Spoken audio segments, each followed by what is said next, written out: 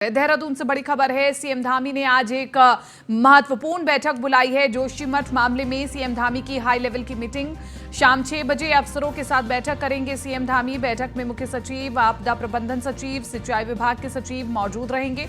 Police महानिदेशक, गढ़वाल आयुक्त, DIG, SDRF और चमोली जिलाधिकारी भी मौजूद रहेंगे। रेस्क्यू कार्य की जानकारी लेंगे सीएम पुष्कर सिंह धामी। जोशीमठ में ऑल वेदर 4 धाम सड़क निर्माण पर रोक लग चुकी है। जोशीमठ में दरार बढ़ने के बाद 93 परिवारों को शिफ्ट किया गया है।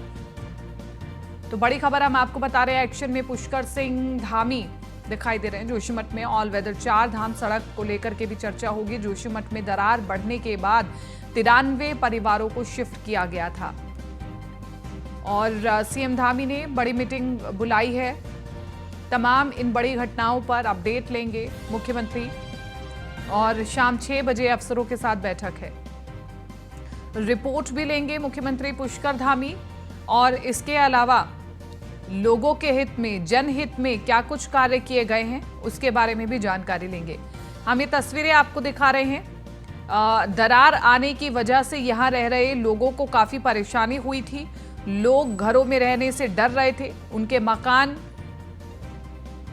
ऐसी स्थिति में थे कि किसी वक्त भी कोई हादसा हो सकता है। तो 93 परिवारों को शिफ्ट किया गया और जोशीमठ में दरार बढ़ने के 93 परिवारों को शिफ्ट किया गया। सीएम धामी ने बुलाई है बड़ी मीटिंग। एक्शन में पुष्कर धामी। जोशीमठ मामले में सीएम धामी की हाई लेवल की मीटिंग। एक्शन में पुष्कर सिंह धामी।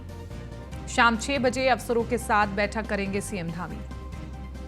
सुदीप जैन विशेष संवाददाता हमारे साथ लाइव बने हुए हैं। सुदीप, आज बहुत महत्वपूर्ण बैठक मुख्यमंत्री पुष्कर धामी की ओर से बुलाई गई है क्योंकि 93 परिवारों को शिफ्ट करना ये एक बड़ा प्रोजेक्ट था। जिस प्रकार से लोग परेशान चल रहे थे दरार आने की वजह से, वो अपने ही घरों में असुरक्षित महसूस कर रहे थे। तो एक बड़ा प्रोजेक्ट था और इस बड़े प्रोजेक्ट की सफलता को लेकर के मुख्यमंत्री पुष्कर धामी अपडेट ले सकते हैं।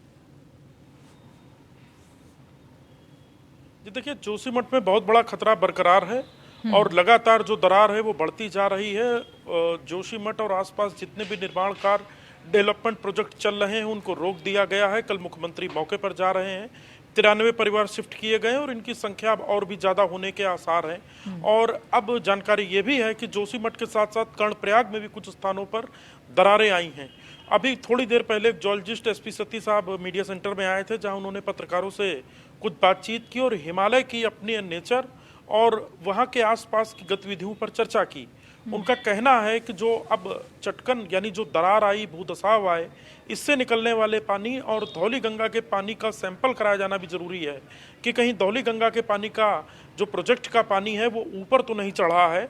और वहां फिलहाल शिफ्ट करने के अलावा तत्काल कोई भी उपाय नहीं हो सकता और सरकार को इसी ओर आगे बढ़ना चाहिए। हालांकि सरकार के पास एक बहुत बड़ा सेटअप है, सरकार के पास एक्सपर्ट हैं, अफसर हैं, मशीनरी है, बजट है। सरकार निर्णय लेगी कि अगला उसका कदम क्या होगा। पर जोशीमठ में हालात बहुत खराब होते जा रहे हैं। लोग धरना प्रदर्शन कर रहे हैं। कल मुख्य मार्ग भी बंद रखा गया, जिस वजह से पर्यटकों को भी भारी परेशानियों का सामना करना पड़ा जो औली जा रहे थे।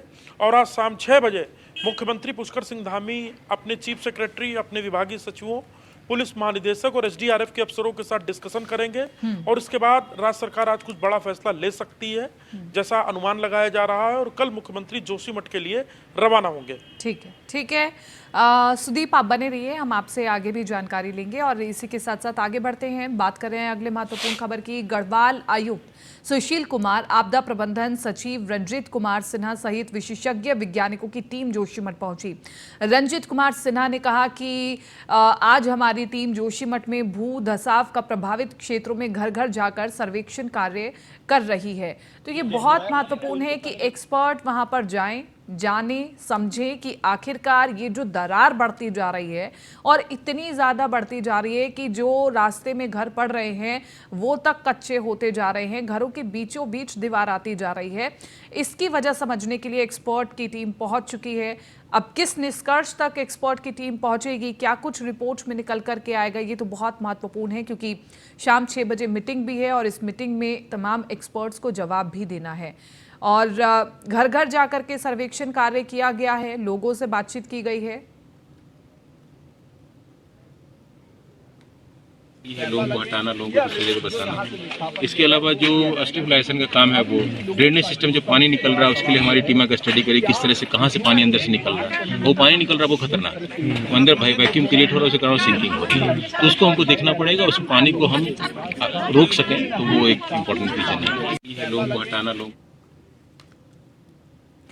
जोशीमठ में हो रहे भूधसाव को लेकर के अब तीर्थ पुरोहित और साधु संतों ने भी चिंता जाहिर की है। तीर्थ पुरोहितों का कहना है कि जोशीमठ सामरिक दृष्टि से भी महत्वपूर्ण स्थान है।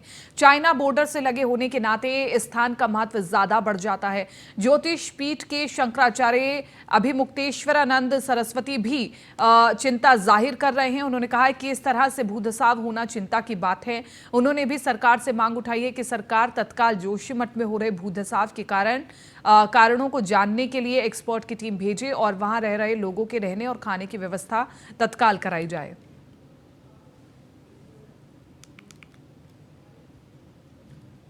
ज्योतिर्मठ जो स्थान है वही जोशीमठ भी जाना जाता है। जो पूरा शहर है वो जोशीमठ कहा जाता है। पिछले लगभग 8-9 महीनों से वहाँ पर भूधसाव की खबरें आ रही थी, संकेत मिल रहे थे, लेकिन पिछले 10-15 दिनों से ये भूधसाव बहुत तेज़ी से बढ़ रहा है। रातों रात कई मकानों में दरारें पड़ जा रही हैं, सड़कों के ऊपर दरारें पड़ जा रही हैं और इसी तरह से लोगों को अपना घर छोड़ करके किसी रिश्तेदार के यहाँ अथवा सड़क के ऊपर रहने को मजबूर होना पड़ रहा है।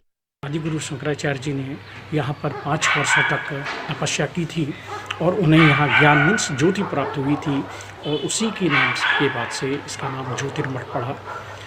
और सबसे पहले उन्होंने यहाँ पर अपनी आचार्य परंपरा की जो शुरुआत की, टोटकाचार्य जी को यहाँ पर पहला शंकराचार्य बनाया और आदिगुरु शंकराचार्य जी की यहाँ पर गुफा भी है और यहीं पे जो है टोटकाचार्य जी की तपस्थली भी है और सदियों पुराना ज्योतिर्मठ भी है जो अब भूधसाव की चपेट में आ गया है। तो निश्चित रूप से जोशीमठ जो है धार्मिक, आध्यात्मिक एवं पौराणिक महत्व का शहर है और आज जो है जिस तरह से भूधसाव की घटना लगातार तेज़ी से बढ़ रही है उससे इस एक जो धरोहर है हमारी सनातन धर्म की उस पर जो है खतरा मंडरा रहा है। आदिगुरु सुदीप हमारे साथ लगातार बने हुए हैं तमाम जानकारियों के साथ। सुदीप, देखिए, तमाम प्रतिक्रियाओं को जब हम सुनते हैं तो पता चल पाता है कि जो समस्या है वो काफ़ी ज़्यादा बढ़ती जा रही है, जो चिंता है वो काफ़ी ज़्यादा बढ़ती जा रही है। इस बीच एक्सपर्ट की टीम भी अपना कार्य कर रही है, लेकिन सुदीप, आपके इनपुट क्या कहते हैं? एक्सपर्ट इसे क्या मान रहे हैं? आखिरकार इसकी वजह क्या हो सकती है? जी देखिए, जैसा थोड़ी देर पहले भी एसपी सतीश जी आए थे, जो प्रसिद्ध जियोलॉजिस्ट हैं जिनको हिमालय का बहुत अच्छा ज्ञान है, वो साफ तौर पे कहते हैं कि सरकार तात्कालिक रूप से कोई उपाय नहीं कर सकती। तात्कालिक एक ही उपाय है कि सभी लोगों को वहाँ से शिफ्ट किया जाए और पानी जो नीचे से आ रहा है वो पता नहीं किस विकराल रूप को ले सकता है। हो सकता है कि कभी पूरा क्षेत्र ही कोलैप्स किसी दिन हो जाए, ये भी एक चुनौती होगी।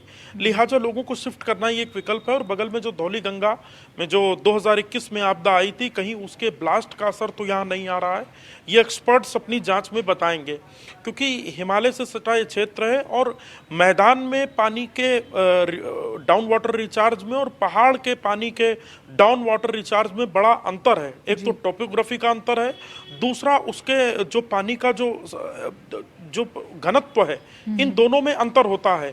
लिहाजा सरकार के सामने एक ही विकल्प है कि लोगों को तेजी से शिफ्ट किया जाए। तो आज जो शाम 6 बजे की बैठक है उसमें बहुत कुछ साफ होगा। सरकार का अगला प्लान क्या है, पहली बात। दूसरी बात, वहाँ के लोगों में आक्रोश और डर बढ़ता जा रहा है और ये राज्य सरकार के लिए इसलिए भी चिंताजनक है। एक तो इससे औली और आसपास का पर्यटन स्थल प्रभावित हो रहा है, दूसरा अगले 3 महीनों बाद 4 धाम यात्रा शुरू होनी है और बद्रीनाथ जाने के लिए कर्णप्रयाग, जोशीमठ ये महत्वपूर्ण स्थान है।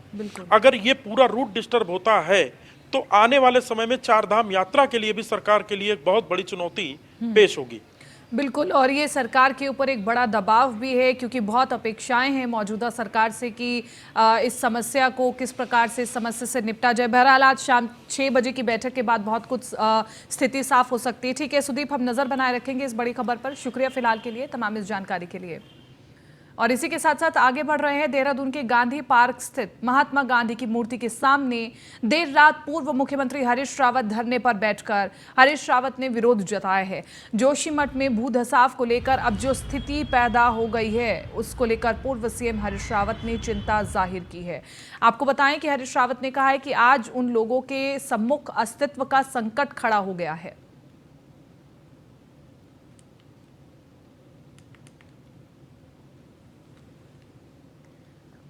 आज जोशीमठ के सामने अस्तित्व का संकट है और कितनी राज्य सरकार किस तरीके से उपेक्षा हो रही है, इसका एक सबसे बड़ा प्रमाण है कि दैवीय आपदा सचिव अब आज जो है जोशीमठ खबर लेने पहुंच रहे हैं, जबकि जोशीमठ के सामने अस्तित्व का जो संकट है वो कई दिनों से सारे समाचारों में है, सब जगह जानकारी में है लोगों की।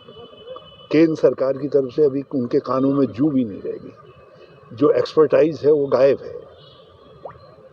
विशेषज्ञों के दल आने चाहिए थे, अध्ययन होना चाहिए था और लोगों के पुनर्वास की उसकी व्यवस्था होनी चाहिए थी। जिस समय खतरा न हो उसके लिए व्यवस्थाएं सुनिश्चित की जानी चाहिए थी। कहीं कुछ है ही नहीं, तो ऐसा लग ही नहीं रहा है कोई इमरजेंसी है। ऐसा संकट जोशीमठ के सम्मुख है तो हम और कुछ नहीं कर सकते थे। 1 घंटे का मौन साधना करके भगवान उनको सद्गति